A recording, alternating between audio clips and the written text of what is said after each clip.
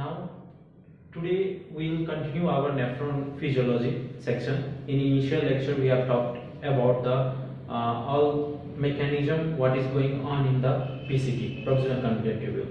Now, also discuss little about the descending limb of loop of Henle. Now, we'll go to the thick ascending loop of Henle and distal convoluted tubule. We'll discuss these two things here. Okay, two mechanisms. Two places, mechanism and details. Since we are talking about the ascending limb of loop of Henle, this is thick ascending limb. Okay, so thick ascending limb of loop of Henle. Now, what happened in this thick ascending limb of loop of Henle? After this, they all are impermeable. Okay, to water. Only distal convoluted tubule, collecting ducts, and collecting tubules will be able to absorb water in the presence of ADH mainly. Okay, so and when you talk about this thick ascending loop of Henle, they are impermeable to water. Even in the presence of ADH, it cannot absorb water, so it is impermeable to the water, whatever the situation is. Okay, so this portion is not absorbing the water.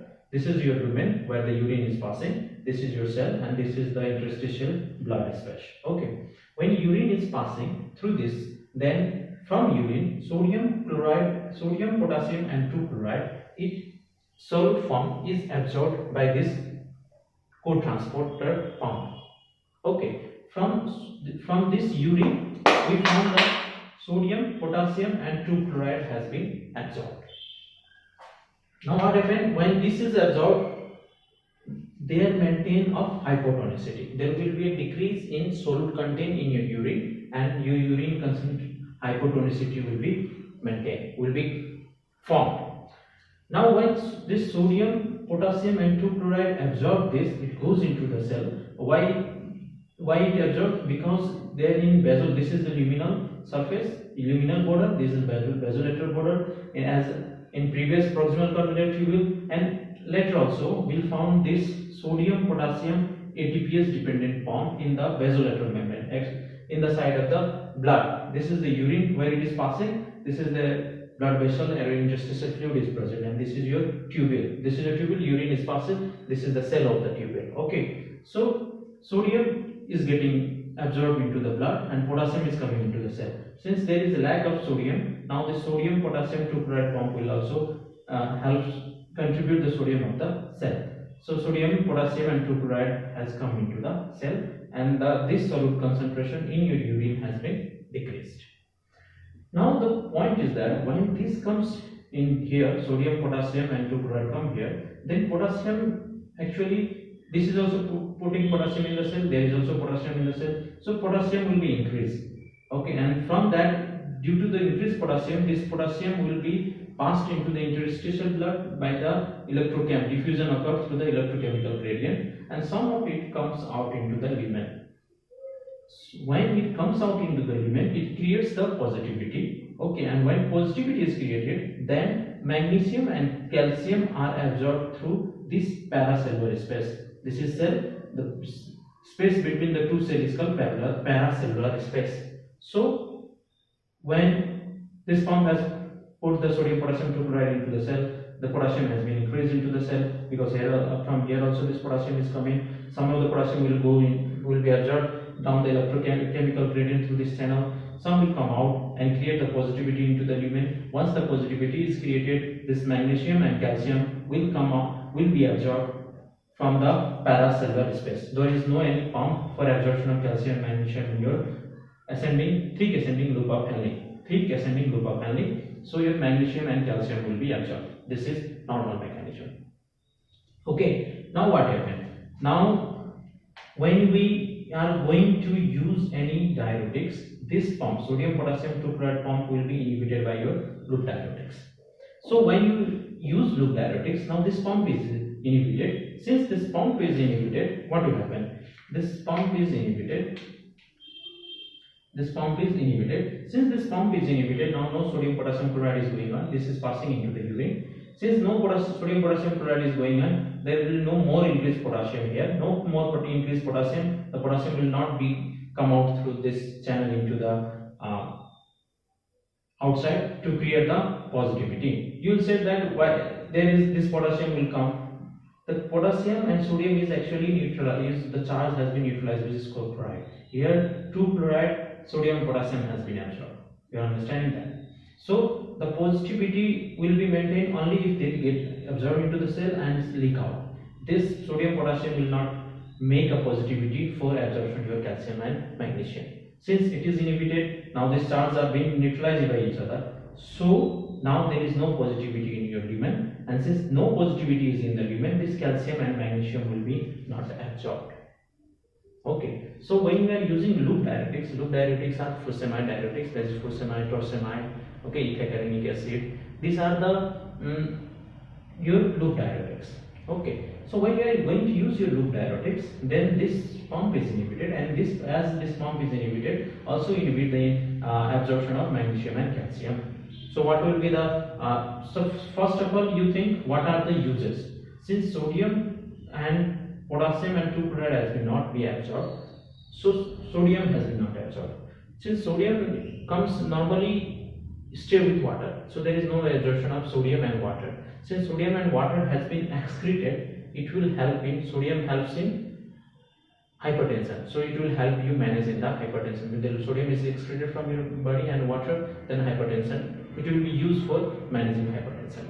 Since water is going out of your body, then it will be used for managing the edema status, like pulmonary edema, then edema due to heart failure, edema due to nephrotic syndrome, edema due to liver cirrhosis. This will be managed with your loop diuretics. So you understood, sodium and water, if you getting excreted, it is going to manage your hypertension, it is going to manage your edema due to pulmonary edema, then heart failure, edema due to heart failure, edema due to nephrotic syndrome, edema due to liver cirrhosis. Okay. Then there is additional point is that this, due to this inhibition of pump, it indirectly also inhibit this magnesium and calcium. So if there is hypercalcemia, if your body has more calcium, then absorption can be inhibited by applying this loop diuretics, which will act indirectly on the calcium and cause excretion of it.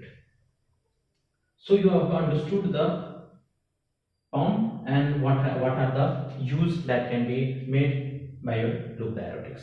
Once you understood what is absorbed, this mechanism, if you understood the physiology, now you hamper your physiology with your drugs and manage your clinical situation. Okay, now you will say what will be the side effect? Side effect will be, since sodium, potassium and chloride is not absorbed, so say hyponatremia, hypokalemia, hypochloremia, hypomagnesemia, hypocalcemia. Although you know that this loop diuretics is also ototoxicity, there will be water loss, dehydration. Loop diuretics is high selling loop diuretics that even working low GFR, so it will consider your dehydration in your body. And these are the sulfur drugs, so that is maybe a allergy to them also. Okay, there is one ethacranic acid is there, which can be used even in that are non-sulfur drug in the sulfur allergy condition. This furosemide group of diuretics can be used. So you have understood few things. Okay, now you have understood the physiology, we have understood the pharmacology. Now there will be a pathology. Pathologically, there is one term called Bartter syndrome. This is autosomal recessive disorder that's occur the condition where this pump, the reabsorptive capacity of your thick ascending limb of loop of henle is damaged. Since your reabsorptive capacity is damaged, now this sodium potassium 2 chloride is not going to being absorbed, same as your diuretics will work. Since it is not getting absorbed, this will be lost, this will be lost, this will be lost, magnesium and hypocalcium, all things will be lost from your body. It will be a similar situation like of that of using chronic loop diuretics. Okay, so this is Bartter syndrome. It is an autosomal recessive where you find the feature. What will be the feature? The feature will be, there will be hypokalemia, hypomagnesemia. The calcium contained in the urine will be more. So hypokalemia, hypomagnesemia and hypercalciuria. In the urine, the calcium will be more. And there will be another metabolic alkalosis. All this, mainly this furosemide and thiazide group, that is loop and DCT, these both diuretics will cause the high metabolic alkalosis. Why it will cause metabolic alkalosis? Since sodium is going to loss, then from here also sodium will loss. If sodium is going to loss, in the distal part there is a sodium channel, ENaC. Okay, that if this it found that sodium is going to loss, it will try to capture that sodium.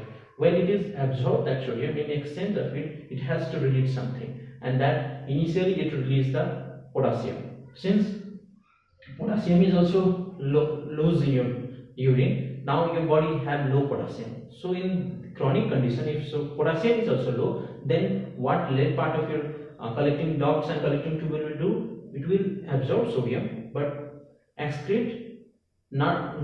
Now since there is low potassium, they will excrete hydrogen in exchange of your sodium. So there will be loss of hydrogen as well. Since hydrogen is lost from the body, now there will be development of metabolic alkalosis. So your presentation of this Bartter syndrome will be hypokalemia, hypomagnesemia, okay, with increased urine concentration of calcium, hypercalciuria and metabolic alkalosis. So you have understood this part. Okay, this is about thick ascending limb of loop of Henle. Okay, now we come to the distal convoluted tubule. When we move further, so you have come discuss about PCT, you have come discuss about the descending loop, you have come discuss about the thick ascending loop of Henle. Now you come to the distal convoluted tubule. So this is the distal convoluted tubule. In distal convoluted tubule, this is the lumen where the urine is going on past. From urine, what we will do? This distal convoluted cell, there is in the close contact, there is one co-transporter of sodium and chloride. So sodium and normal physiology, first I am talking. This urine is passing.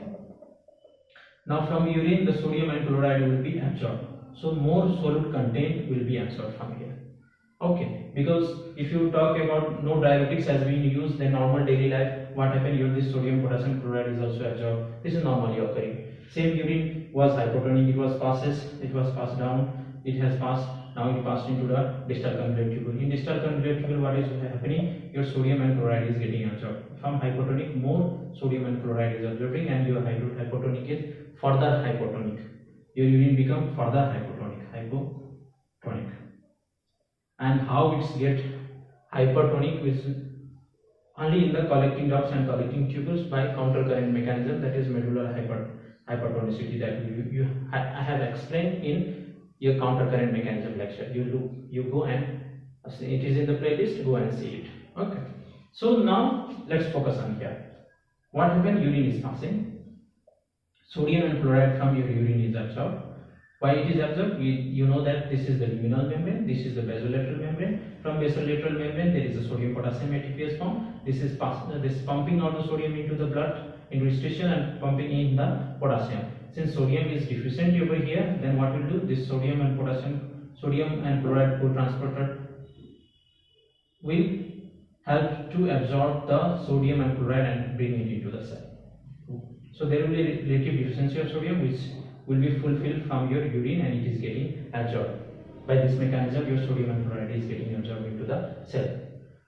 Now this is occurring. Now there is another channel called calcium channel. This doesn't have any relation over here. Okay, this calcium channel is there, it is a sole channel, and it absorbs the calcium by its own rate. Okay, sometimes in the presence of this parathormone, I have told about the parathormone, that parathormone hormone is mainly help in the absorption of calcium and phosphorus from the gut. So it helps in the calcium and phosphorus from the gut, but when it comes when its reabsorption occur, when reabsorption comes, then at the time of the reabsorption, what it does, this parathormone hormone, in proximal convoluted tubule, it will inhibit the sodium phosphate pump. So phosphate it is excreting, but in distal convoluted tubule, it activates this sodium calcium exchanger and absorb the calcium. So what parathormone has done, with the help of the vitamin D from the intestine, it has absorbed the calcium as well as phosphate. But when reabsorption comes, when the chance of reabsorption comes, it only takes the calcium inside the blood and excrete the phosphate from the proximal convoluted tubule, but it absorbs the calcium from the distal convoluted tubule. So the main function as a whole function remain only absorption of the calcium, increase the level of calcium in your blood. But while parathormone actually take phosphate from the intestine, but when the time of reabsorption comes, it excretes through the urine. Okay, so that is the role of parathormone. So parathormone what will do? will activate this exchanger. What this exchanger do? This exchanger is now taking sodium inside, calcium which is coming from outside, making deficient calcium here. So calcium is getting out. This pump is again bringing the calcium inside the cell, absorbing the calcium inside the cell. This is the mechanism of your distal convoluted tubule. So you understood the physiology. There is a pump, it has been absorbed due to this ATPase dependent pump, okay, and then calcium is being absorbed due to this sodium calcium exchanger. Okay, now when you are going to use this thiazide diuretics, what will happen? After using this thiazide diuretics, this pump will be get inhibited. Once this pump is getting inhibited, this sodium and chloride is getting lost from your body. Sodium has the propensity, it always stays with water, so your sodium and water is also getting lost from your body.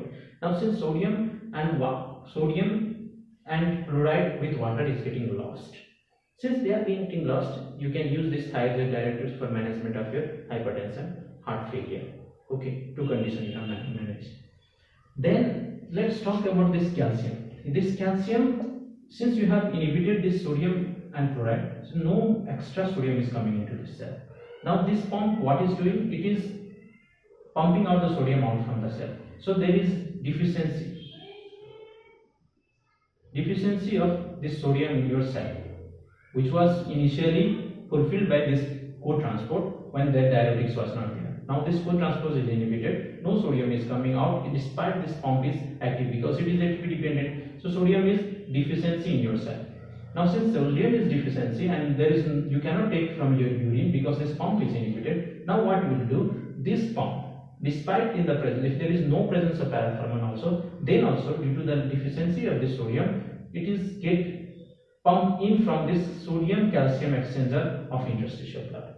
So sodium is again pumped in from the interstitial blood, interstitial fluid. Since sodium comes in, it will pump out what? Calcium. For calcium to pump out, it has to get more calcium from the urine, and there is a calcium channel, so there will be more calcium absorption. So what does mean that even thiazide diuretics, what will be the consequence? It will cause your hyponatremia, hypochloremia, means sodium is lost, chloride is lost, with sodium water is lost, but it increases the calcium absorption. That is the important point. So how we can use it? It can be used, so if there is any condition like idiopathic hypercalciuria, if in urine you are losing this calcium, then in that condition thiazide diuretics will work.